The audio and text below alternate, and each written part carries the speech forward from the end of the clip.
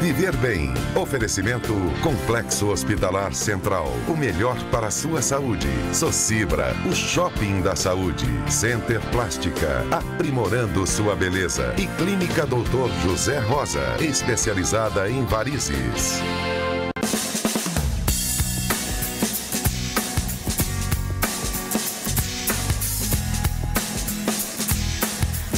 Sejam muito bem-vindos ao nosso Viver Bem, hoje trazendo um tema especial para a mulherada, que tem várias curiosidades sobre as próteses mamárias. Então você vai ficar sabendo tudo sobre este assunto aqui no nosso programa. Contaremos com a participação, o auxílio de um cirurgião plástico, é isso mesmo, o doutor Leandro Debes, que vai esclarecer então todas as dúvidas hoje sobre as próteses mamárias. Bom dia, doutor, satisfação em recebê-lo aqui no nosso programa. Bom dia, então, a satisfação é nossa. Um assunto que interessa muitas mulheres, né? Que desperta a curiosidade, tanto pelo lado da estética ou pelo lado da recuperação, da reconstrução. As próteses mamárias estão em alta e muita gente tem ido ao consultório em busca de seios perfeitos, né? Com certeza, é uma cirurgia bastante realizada e que proporciona resultados muito interessantes. Ela veio a somar o arsenal terapêutico da cirurgia plástica, proporcionando bons resultados. E quais são os motivos que levam tantas mulheres ao consultório em busca do implante de silicone? Como você disse, existem duas coisas importantes. Uma é a parte reconstrutiva e a outra a parte estética. Quando a gente pensa em cirurgia plástica, a gente pensa só na parte estética. Não, mas a cirurgia plástica é muito mais do que isso, né?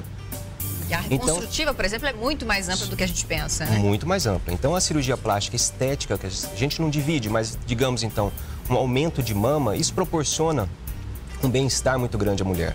A mama representa a feminilidade, então a mulher vê a mama como sendo a diferença entre o homem e a mulher. Isso proporciona muito bem-estar, uma mama bonita na mulher.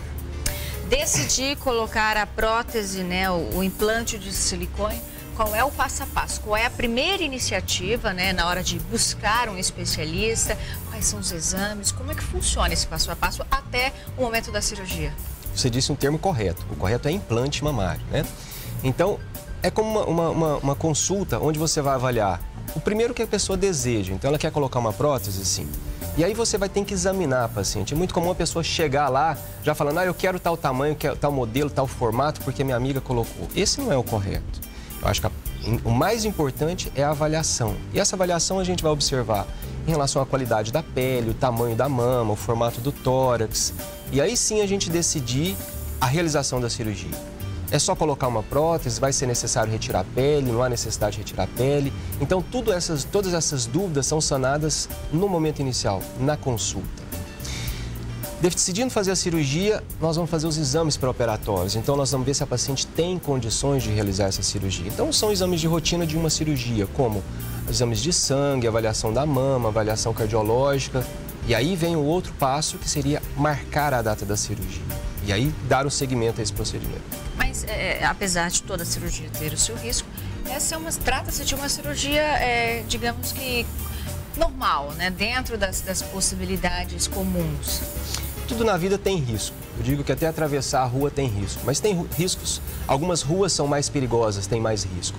Então a cirurgia é isso. A cirurgia plástica, a cirurgia de mama, a cirurgia de vesícula, de apêndice, de cesárea, todas são procedimentos cirúrgicos. Então existem os riscos envolvidos ao procedimento. Existem ruas, né? Vamos fazer aquela comparação, ruas mais perigosas e ruas mais tranquilas. Então, essa avaliação pré-operatória, os exames, isso vai determinar o risco da cirurgia, né? E a gente tem que diminuir o máximo possível esses riscos. Então, isso a gente tem que envolver esses exames, essa avaliação, estrutura para diminuir os riscos de uma cirurgia.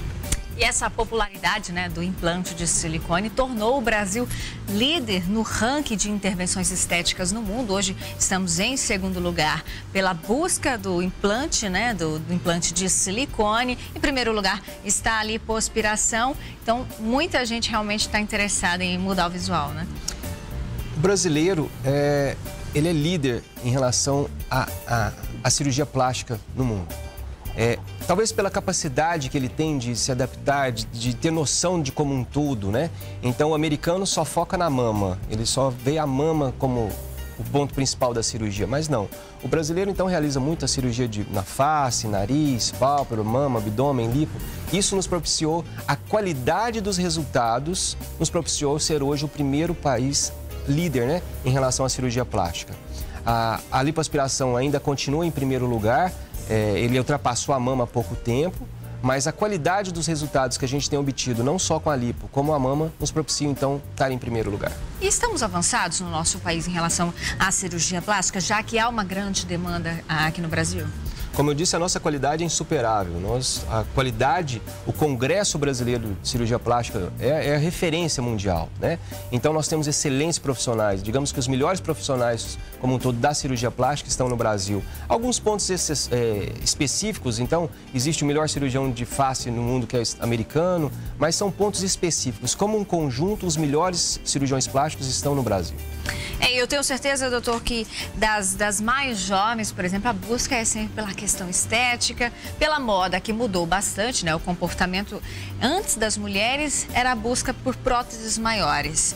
De algum tempo para cá, a gente tem percebido que as próprias celebridades, muitas mulheres têm feito a troca por próteses menores. Mas vamos entender um pouquinho essa questão da estética. A gente colheu um depoimento de uma paciente, de uma mulher que resolveu aderir ao implante de silicone. Conta pra gente, então, o que mudou na vida dela na questão estética. Meu nome é Ianara, tenho 29 anos, sou advogada.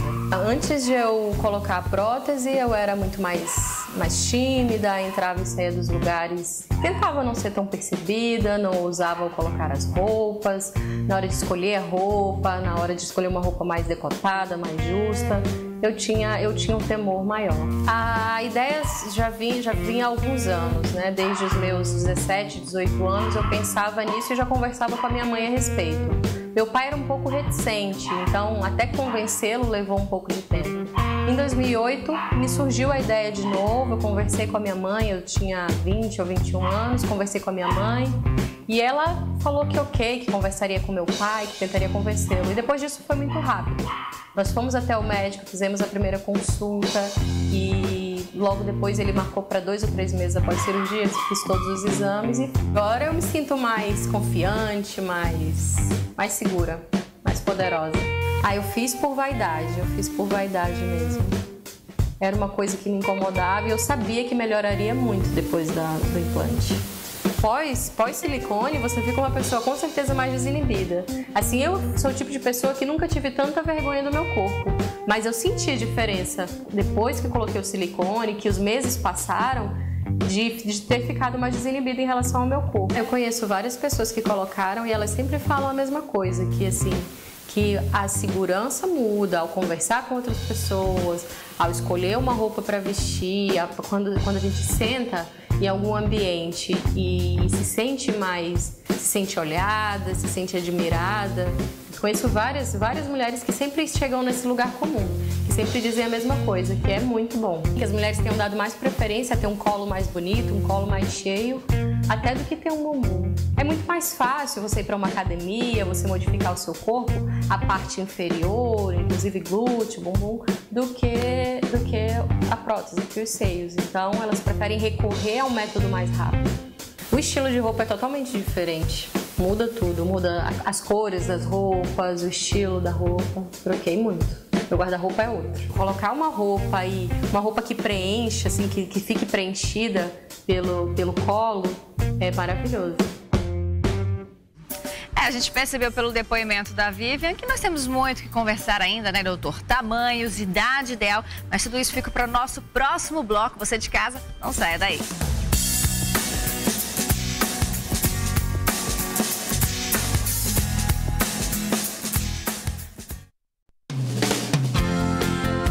Viver Bem. Oferecimento Complexo Hospitalar Central. O melhor para a sua saúde. Socibra, o shopping da saúde. Center Plástica, aprimorando sua beleza. E Clínica Doutor José Rosa, especializada em varizes.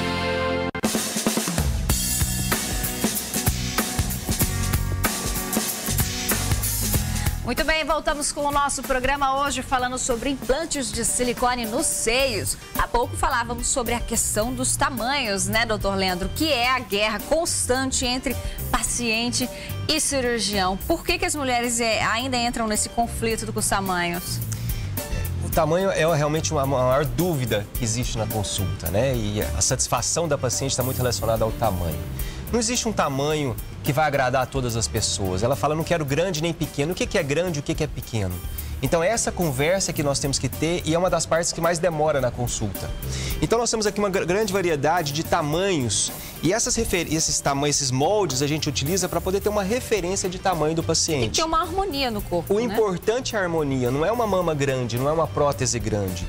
E a pessoa também relaciona o tamanho da prótese com o tamanho final da mama. Não, existe uma soma da mama da paciente mais a prótese que vai ser colocada. E é esse tamanho que é importante, essa soma.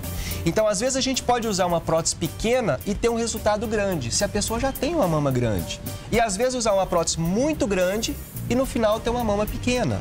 Então, é o conceito de prótese, ou implante, que é o correto, mais o tamanho da mama da paciente. Esse conjunto é que vai dar o resultado. Tudo depende da própria estrutura peitoral, né? Se é mais baixo, Formato se é mais alto, tórax, se é tórax mais largo, justamente. mais estreito. Por isso que é difícil copiar da amiga. Ah, minha amiga colocou tal tamanho e ficou bonito. Isso não é importante. O importante é o resultado final. Então, para que a gente possa decidir tamanho, a gente se baseia nessas referências, que são moldes, que são colocados sobre a mama da paciente, e isso vai determinar qual o tamanho ideal. Então, ela tem a oportunidade de colocar a mão, de experimentar e sentir qual que será o tamanho da mama dela depois da cirurgia. E aí, depois de muita conversa, os dois entram em um acordo, né? Existe uma tendência, o início da utilização de próteses eram próteses muito pequenas. Depois foi popularizando e a pessoa queria implantes cada vez maiores, cada vez mamas mais grandes, mais chamativas. Hoje já está voltando a tendência. Então, até na Veja da semana passada, saiu sobre a redução do tamanho dos implantes a serem utilizados. Que a moda agora são mamas menores, mamas quase que pequenas, inclusive, né? E outro tema também bastante discutido é em relação ao formato das próteses. Ah, eu quero colocar tal formato ou tal formato. Isso também é importante ser decidido na consulta médica, né? Para a escolha do formato ideal para o tamanho do tórax, para o formato do tórax, propiciar um formato de mama bonito. Outro ponto interessante que temos aqui, que temos texturas diferentes, né, doutor? Aqui temos uma mais áspera, né? E temos ainda a lisa, que no começo usava-se muito a lisa, né? E passou a usar-se mais... A primeira prótese a ser utilizada é um gel, então isso aqui não é líquido, o que tem aqui dentro é uma gelatina, né? E esse gel revestido por uma película, no caso, inicialmente, a película lisa. Acontece que o implante mamário existe algumas complicações. A mais frequente é a chamada contratura capsular. Volta e meia na mídia você vê uma pessoa que teve evolução de uma contratura capsular. Então, esse revestimento liso é o revestimento que mais dá contratura capsular. Então, hoje ele é menos utilizado. A própria Valesca Popozuda Fanqueira teve a contratura capsular, que cria-se uma cápsula em torno do implante e isso pode eventualmente dar algum tipo de agravo. Toda prótese, todo implante vai ser revestido com uma cicatriz. Acontece que em algumas pacientes, essa cicatriz pode começar a apertar a prótese, tornando ela um pouco mais dura, alterando o formato da prótese e podendo causar dor. Então, este é o momento de uma necessidade de troca de implante. Um assunto interessante. Prótese tem data de validade? Não, mas também não existe prótese definitiva. Então, a gente pode afirmar, sim, que toda pessoa que tem um implante mamário pode ser necessário fazer uma reintervenção, fazer uma nova cirurgia. Mas isso é algo um pouco... é uma minoria, digamos. É uma minoria e não existe uma data. Isso pode ser daqui a 1 ano, 10, 15, 30, 50 anos. Mas um dia ela pode haver a necessidade de uma reintervenção cirúrgica. Ainda falando desses formatos, doutor, nós temos aqui no nosso plasma os formatos de próteses, né? A redonda, a cônica, a anatômica. Qual é a diferença? Como que é definido isso, essa escolha, já que o senhor mencionou que muitas querem a redonda, mas outras já preferem a formato pera. Como é que é escolhido isso? Então, essa interação entre implante e o tórax e a mama da paciente é que vai nos possibilitar escolher a melhor prótese. Não existe uma melhor prótese de uma maneira geral. Ah, qual que é a melhor prótese para todo mundo? Não, não existe. Todas elas são excelentes, todos os formatos, todos os tamanhos são excelentes. E essa coesão que vai existir entre implante, mama e formato de tórax que vai dar um resultado mais natural. Inicialmente, as mulheres queriam uma prótese bem redonda, bem marcada. Eu tive aquela prótese bem redondinha. Seria o chamado perfil alto? Não é o formato da prótese sozinho que define, mas a prótese, quanto mais definida, mais artificial ela dava aquele aspecto. E geralmente, em alguns casos, isso a gente conseguir com prótese de perfil muito alto, por exemplo, muito seria cheias. Um perfil alto. Esse é um perfil alto. Ela é quase uma redonda, quase uma bola, digamos assim. Você vê que ela forma um círculo. Essa daqui não, ela já tem uma base um pouquinho mais larga. Isso propicia que a mama se aproxime um pouquinho mais. Então, quanto mais larga o implante, mais as mamas se aproximam. E quanto mais projetada, mais artificial é o aspecto.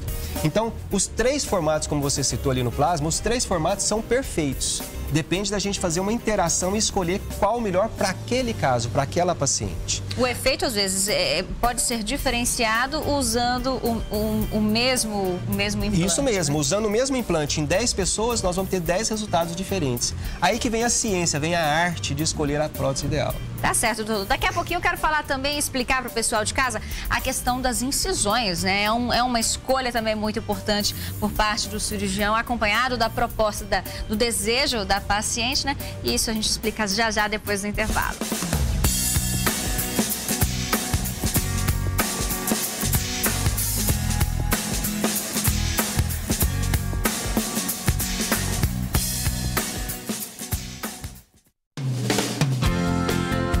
Viver Bem. Oferecimento Complexo Hospitalar Central. O melhor para a sua saúde. Socibra, o shopping da saúde. Center Plástica, aprimorando sua beleza. E Clínica Doutor José Rosa, especializada em varizes.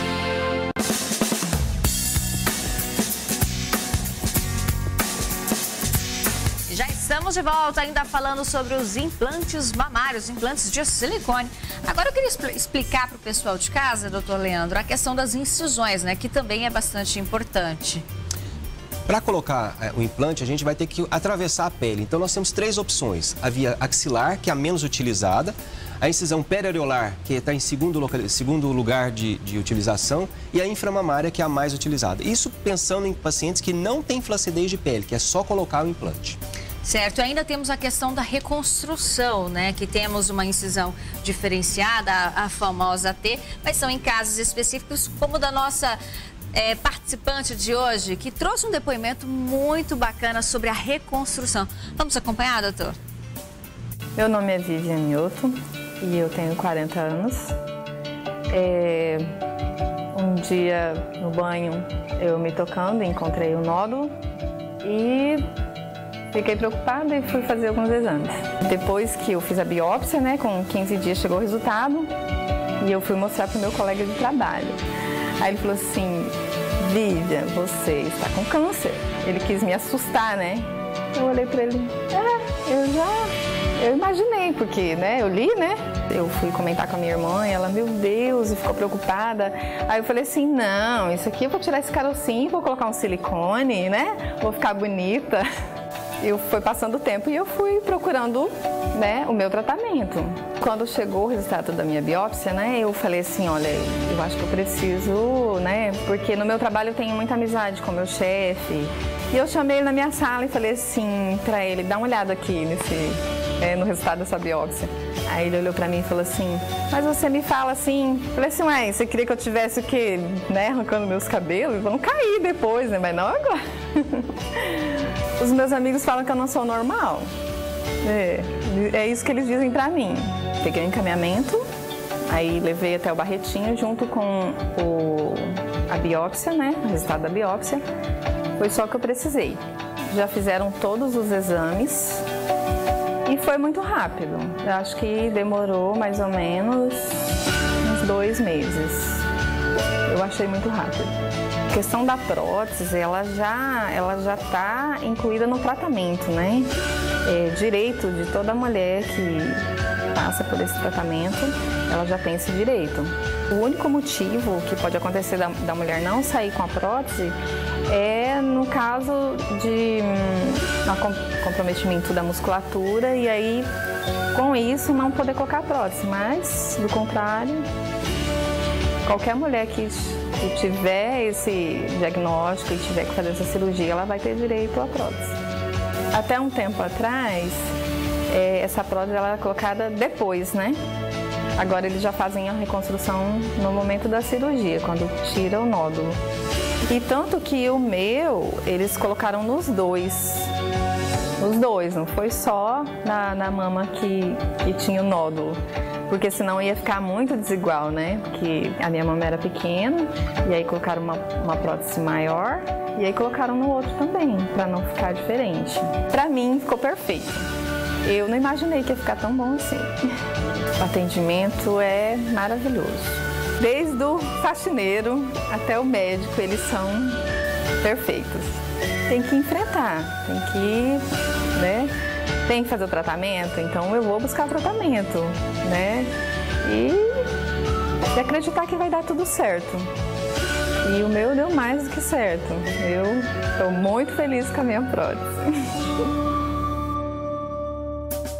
O caso dela é apenas um caso, né, de reconstrução. Pode ser tanto pelo após a amamentação, tudo mais, mas esse é um dos casos que mais choca a mulher, né, doutor? Perder a mama e de repente se ver ali sem os seios, uma coisa tão feminina. Justamente, a mama está relacionada à feminilidade. Então, uma das utilizações do implante mamário é justamente para a reconstrução mamária. Lembrando que essa reconstrução pode ser feita imediata ou tardia. Não existe a melhor, depende de cada paciente. Então, essa discussão do oncologista com o mastologista é que vai determinar se essa reconstrução deve ser imediata ou tardia. Mas é possível reconstruir. É possível, com certeza. A gente tem resultados interessantes nessa parte de reconstrução mamária. Assim como vem também a reconstrução para caso de mulheres que amamentaram, o seio cedeu um pouco e precisa tirar a pele. Vamos mudar esse nome de reconstrução, mas na verdade uma readequação do formato e tamanho de mama.